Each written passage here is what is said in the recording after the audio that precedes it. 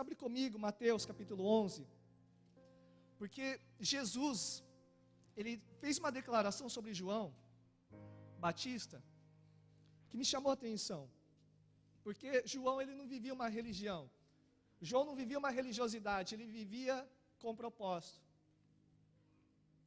Mateus capítulo 11, versículo 7 em diante.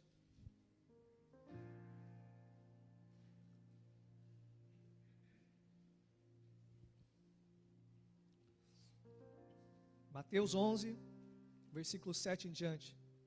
Está escrito assim.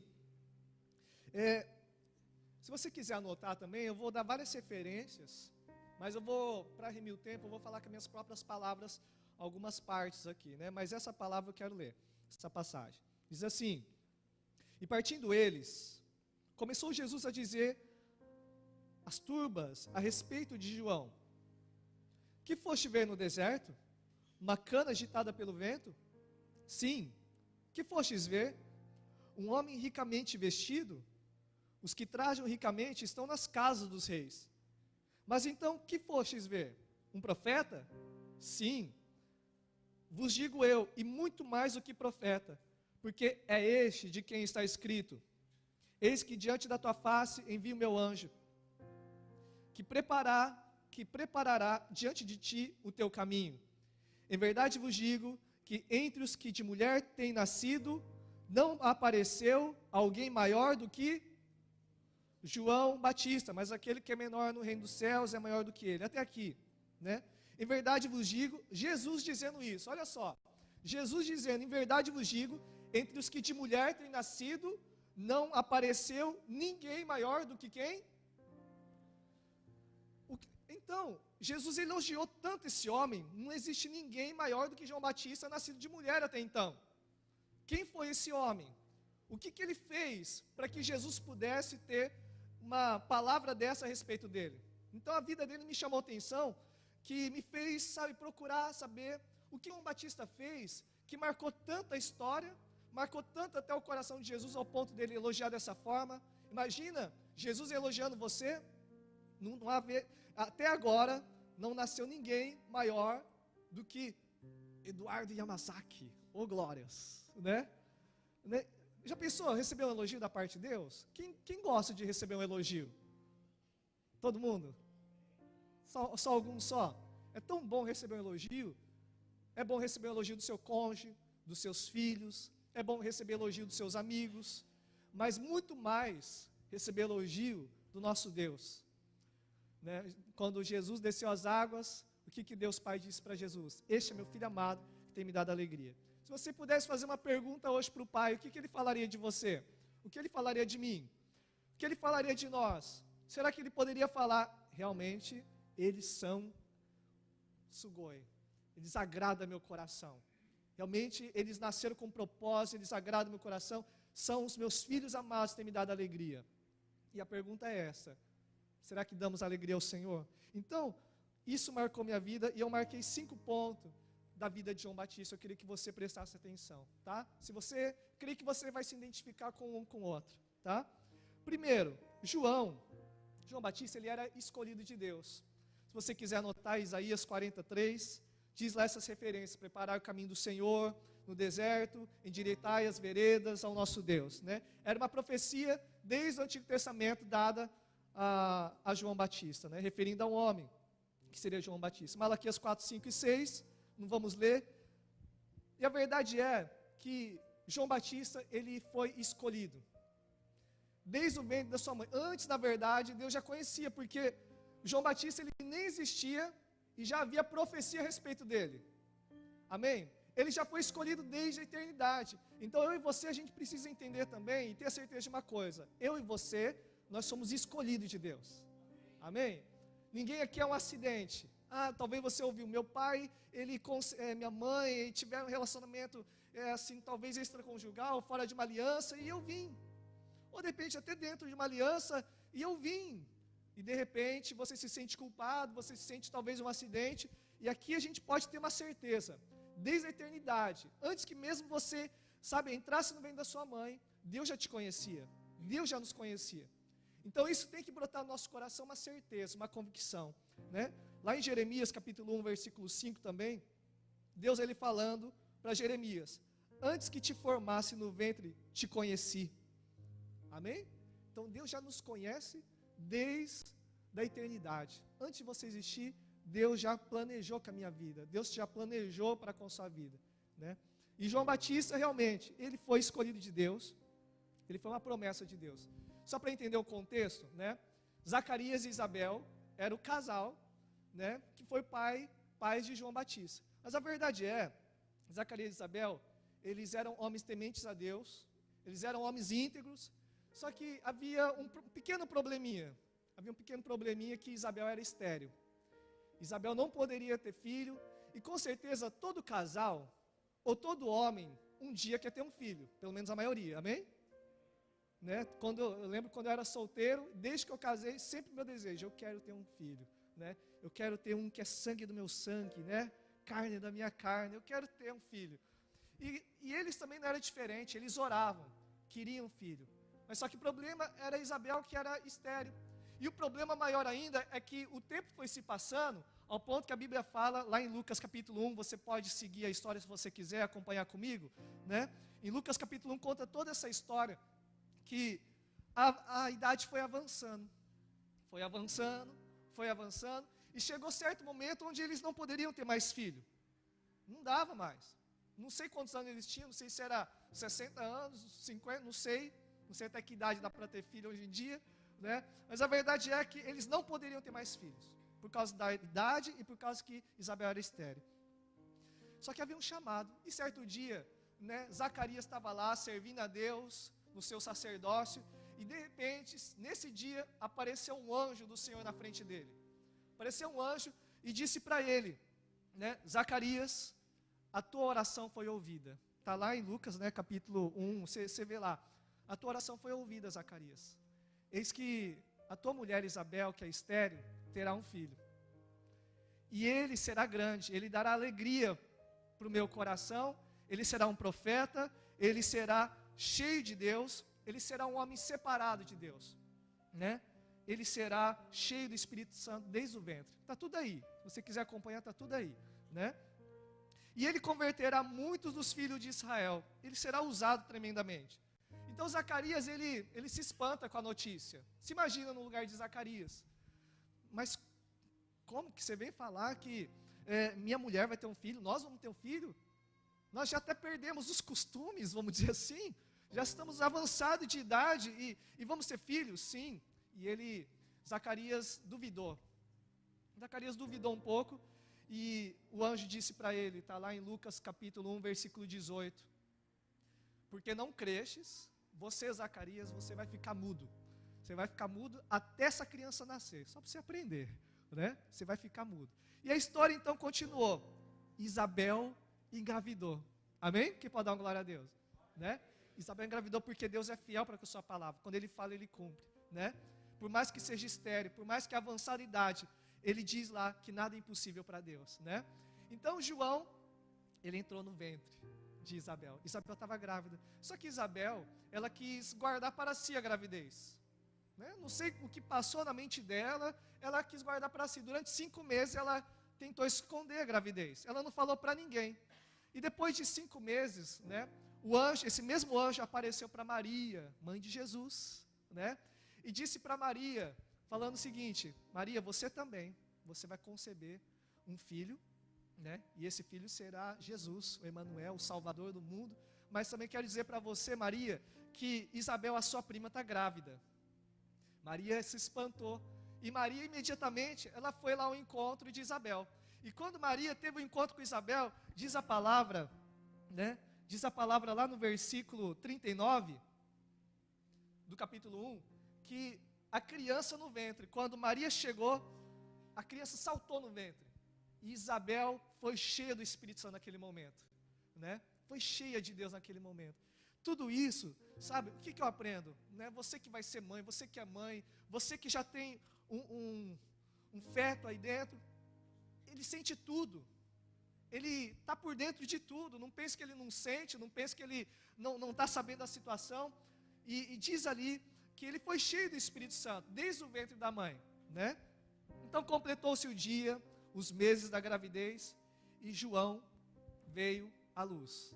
João nasceu, o escolhido de Deus, aquele que Deus escolheu desde a eternidade. João veio à terra, e como era de costume, quando nascia uma criança, no oitavo dia está lá no versículo 59 em diante, era costume circuncidar a criança, e era de costume dar um nome naquele oitavo dia, implantar uma identidade na criança. Não é como nós ocidentais, escolhe o nome já desde, né, faz tempo. Não, ele escolheu um nome bem naquele momento. De repente, com a condição do momento, eles colocavam o nome, profetizando a vida dele. João significa Deus é um doador gracioso, né? Então eles quiseram, aliás, Deus quis que colocasse esse nome, João. Só que as pessoas começaram a questionar. Está lá no versículo 60 em diante, que eles começaram a dizer: mas vocês não vão colocar o nome dessa criança de Zacarias? Porque é costume, né, colocar o nome dos pais ou dos parentes. E como João estava mudo, João pegou uma tabuinha, né, e escreveu o nome lá, João, né, que era João que tinha que ser o nome. Imediatamente está lá no versículo 61 em diante, que quando ele escreveu o nome João, diz a Bíblia que a boca dele se abriu, a língua dele se soltou, e ele começou a louvar a Deus, né? Começou a louvar a Deus, glorificar o nome de Deus, e todos começaram a se maravilhar. O Espírito Santo, diz a palavra, encheu a vida de Zacarias. Ele foi cheio do Espírito Santo, e ele começou a profetizar na vida de João. Começou a profetizar o quê?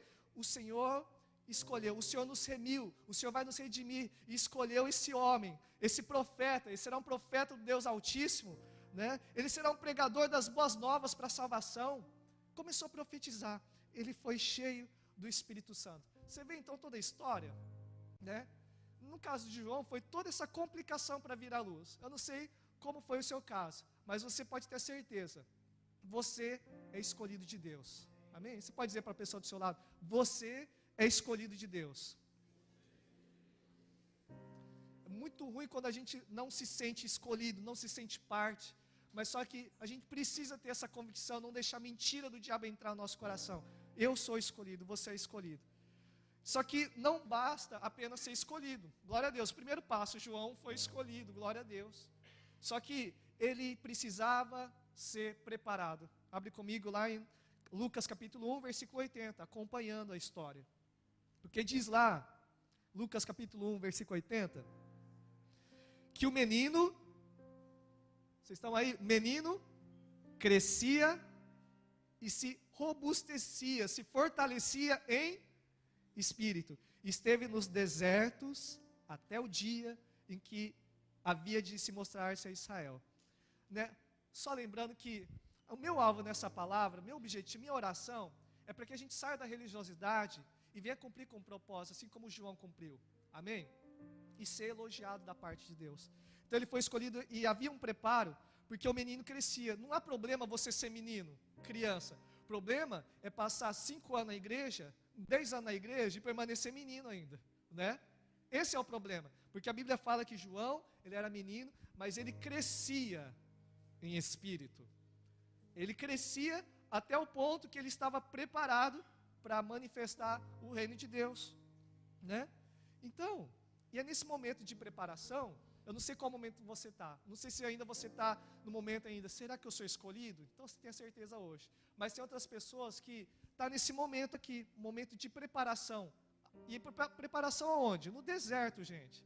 Deserto não tem nada, deserto você olha, só tem areia, não tem nada, é provação mesmo, é só você e Deus, né? E no deserto, infelizmente, nesse momento de preparação é onde muitos desistem, é onde pela demora. Quantos anos mais ou menos João ficou no deserto? Um mínimo, uns 20 anos, mínimo. 20 anos no deserto sendo preparado para o propósito de Deus. Então imagina só, nesse momento de espera, poderia ter passado muitas coisas na mente, assim como passa na minha e na sua, né? Quantos gostam de esperar? Ninguém gosta de esperar. Principalmente nessa geração que a gente vive no Japão, tudo é rápido, né? Quanto mais rápido, melhor. E o tempo de Deus não é o nosso tempo. Nosso tempo não é o tempo de Deus, né? E ele teve que esperar durante tempos. E a espera é uma grande prova que Deus coloca na nossa vida para ver a nossa fidelidade a Ele. Fidelidade no nosso chamado, fidelidade na nossa fé nele, ok? Então, ele teve que esperar, ele teve que se preparar, amém?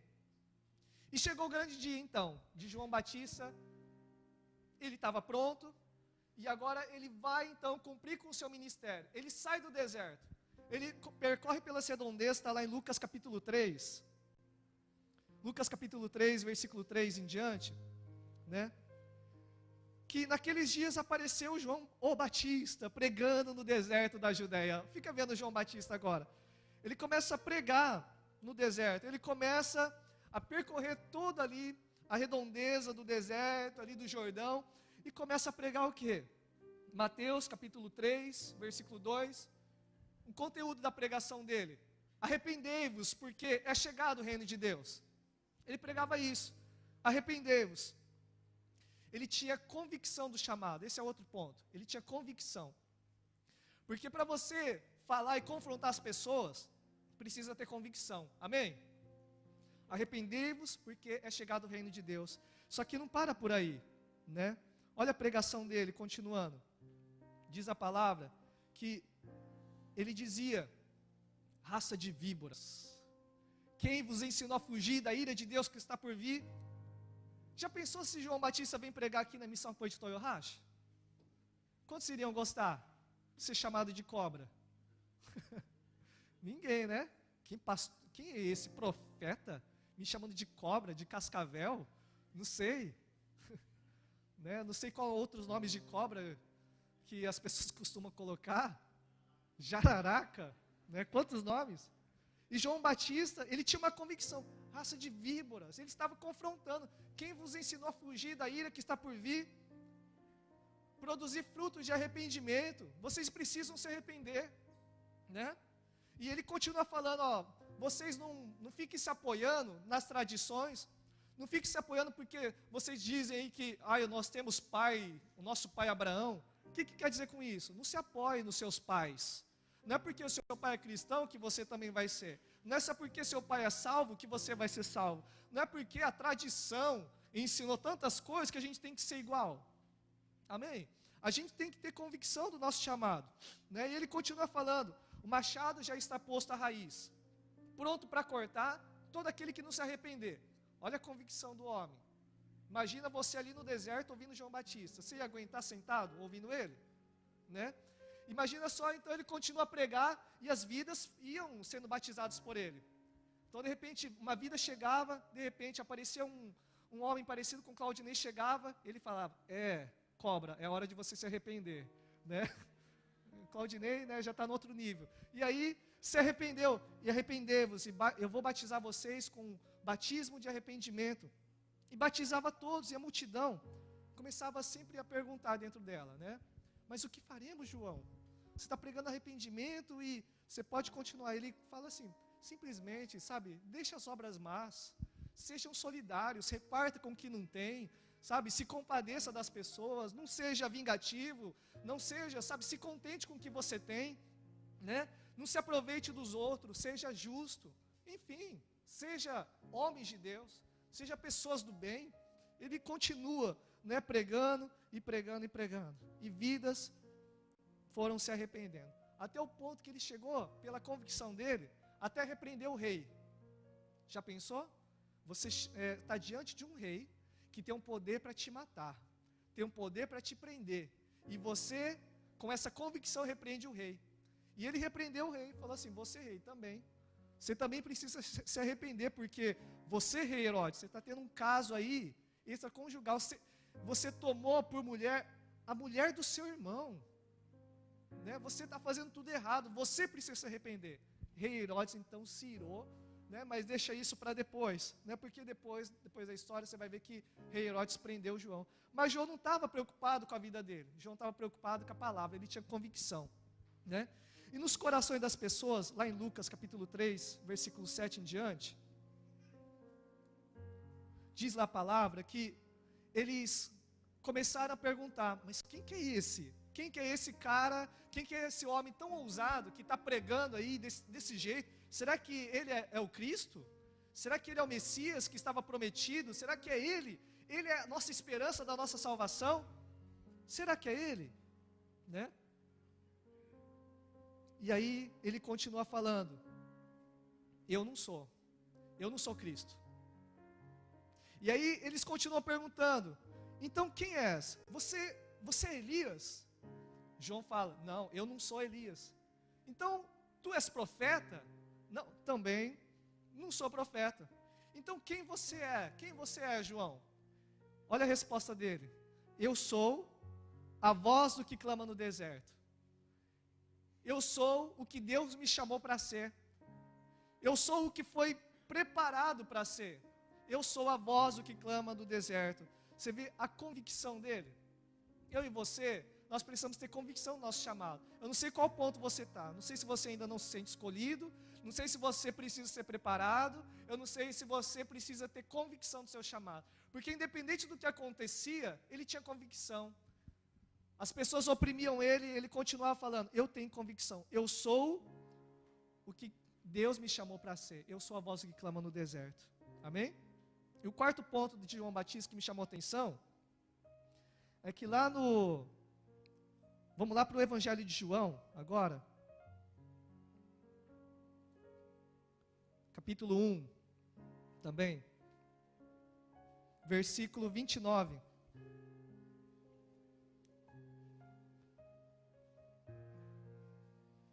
João Batista, ele tinha um foco na vida dele. Quantos querem ser lembrados por Deus? Amém? Alguém quer sair da religiosidade e fazer diferença? Amém? Então nós precisamos entender esses princípios que João teve. E ele era um homem focado em Jesus. Olha só o que ele disse, João capítulo 1, versículo 29. Este é aquele do qual eu disse, após mim, vem um homem que é antes de mim, porque foi primeiro que eu. Eu não conhecia, mas o que me mandou a batizar com água, esse me disse, sobre aquele que vires descer o Espírito Santo e sobre ele repousar, esse é o que batiza com o Espírito Santo. Amém? E lá no versículo 25, um pouquinho antes, diz ele que ele estava, no dia seguinte, ele estava ali pregando o evangelho de novo, pregando arrependimento de novo. E de repente apareceu Jesus na cena. Jesus começa a vir ali. E o que João faz? João aponta para Jesus. Ele para tudo. Ele para tudo e aponta para Jesus e disse o quê? Eis o Cordeiro de Deus que tira o pecado do mundo. Ele tira toda a atenção dele e coloca a atenção em quem? Em Jesus. Eis o Cordeiro de Deus que tira o pecado do mundo. E aí Jesus vem, né, e João pega e fala assim, não, mas eu vou te batizar, Jesus, não, eu que careço ser batizado por ti, Jesus. Aí Jesus fala, não, me batiza, porque assim é preciso acontecer para que seja exemplo para os outros também, né, para que assim se cumpra toda a justiça, né. E aí foi lá em Mateus, né, Mateus capítulo 3, versículo 13, são evangelhos que se completam, né, a história se completa. Aqui conta a história mais detalhada, que Jesus então foi batizado. E quando ele desceu as águas, diz a palavra de Deus que o Espírito de Deus desceu como pomba, né? Ali naquele lugar, ali naquele rio ali, e desceu sobre Jesus, e uma voz audível dos céus disse, esse é meu filho amado, em quem me comprazo. Falou sobre Jesus. Amém? Volta para João capítulo 1, versículo 33, porque aqui me chama a atenção uma coisa muito forte. E eu vi, versículo 33, João Batista, ele confirma isso. Eu vi e tenho testificado que este é o Filho de Deus. No outro dia, João estava outra vez ali. E dois dos seus discípulos juntos. Jesus passou de novo ali, né? Você vê Jesus de novo, passeando ali. Jesus ali, passando por ali. E mais uma vez, o que João Batista disse? Eis o Cordeiro de Deus. Quando João via Jesus, ele parava tudo sempre. E ele sempre apontava para Jesus. Eis o Cordeiro de Deus, que tira o pecado do mundo, né? E lá no versículo 35 ao 37, você vê que João Batista tinha com 2 discípulos dele. E quando eles ouviram isso, que eis o Cordeiro de Deus, os 2 discípulos dele, eles começaram a seguir a Jesus, né? Seguiram a Jesus. O que João fez? João falou, não, vocês têm que ficar comigo. Não, vocês são meus discípulos. Vocês fazem parte do meu ministério. Vocês fazem parte da minha célula, né? Vocês fazem parte aqui do meu grupo. Não, ele não estava preocupado com o ministério dele. Ele entendeu que tudo que ele fazia era para Cristo. Então se congrega aqui, se vai numa outra célula, ou se vai numa outra igreja, o que importa é seguir a Cristo. Amém? Não importa qual igreja, importa que você siga a Cristo. A gente não é dono de ninguém. E João Batista, infelizmente, tem muitos líderes, ou até pastores, ou ministérios, que pensam que é dono da vida dos outros. Amém? Que você não pode fazer nada, você não pode sair e fica preso. Mas não. Claro que a gente tem que entrar debaixo de paternidade. Mas é nesse sentido que João não estava preocupado, sabe, com o ministério dele. Ele estava preocupado em que as pessoas seguissem a Cristo. Ele estava preocupado em direcionar todos para Jesus. Sabe, o dom que Deus te entregou, o ministério que você tem que direcionar para Jesus. Talvez você tenha um ministério em qualquer área, eu não sei qual área da tua vida é o teu ministério, seja no louvor, seja na dança, seja no esporte, seja qual área que for, tem que direcionar para Jesus. Amém? Fala para a pessoa do seu lado, tem que direcionar para Jesus. É tudo para Ele, tudo por Ele, tudo é para Jesus. Né? Você viu que gostoso ver um homem com propósito? Não é interessante? Não marca a nossa vida, não marca nossos corações, ter uma referência de pessoas que vivem com propósito? Nós somos chamados a viver dessa forma, né? Só para recapitular, vamos ver se todo mundo está antenado, conectado. João Batista era escolhido. Você é escolhido, eu sou escolhido. Desde a eternidade ele foi escolhido. Mas só que não basta ser escolhido, ele teve que ser aonde? Preparado aonde? Quanto tempo? Para João foi 20 anos, né? Não sei para você quantos anos está sendo. Nós temos que ter paciência. Deus está preparando a nossa vida e vai chegar um dia que a gente vai sair e quebrar tudo aí, né? Terceiro ponto, ele tinha esse ano de preparo, ele se preparou para algo, sabe? Você se forma numa faculdade para você ser talvez uma outra coisa, não sei, iminar não tem sentido. Ele se preparou a vida toda para ser a voz que clama no deserto, o grande profeta. E ele tinha essa convicção, eu fui chamado para isso, né? Você talvez está sendo preparado para ser um líder de casados para sempre, para ser um líder de célula, para ser um pastor, para ser um presbítero, para ser um diácono. Há tudo uma preparação, né? Para tocar aqui, né, Lari? Tem tudo uma preparação, né? E aí, preparamos e agora eu tenho convicção, realmente. Deus me chamou para isso. E ele tinha essa convicção. E além da convicção, ele entendia que o chamado dele sempre direcionava tudo para Cristo. Eis o Cordeiro de Deus. Você podia fazer a coisa que você acha mais importante na tua vida, mas quando Jesus vem, sempre tem que apontar para Ele, né? É tudo para Ele. Aqui é o último ponto, que eu acho que muitas vezes as pessoas travam, né? João capítulo 3, versículo 26 ao 30, para finalizar já.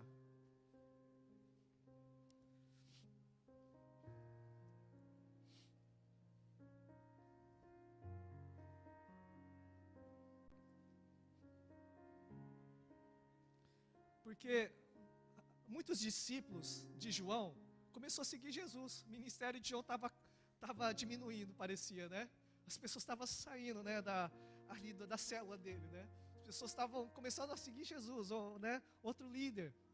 E aconteceu que alguns discípulos que estavam com João, fiéis a João, glória a Deus, né, começaram a falar, ô João, você não se preocupa, Jesus está batizando um monte de gente, a gente está batizando menos, né? Enfim, olha a resposta. Foram até com João e disseram-lhe: Rabi, aquele que estava contigo além do Jordão, do qual tu deste testemunho, Eis que ele está batizando e todos vão ter com ele.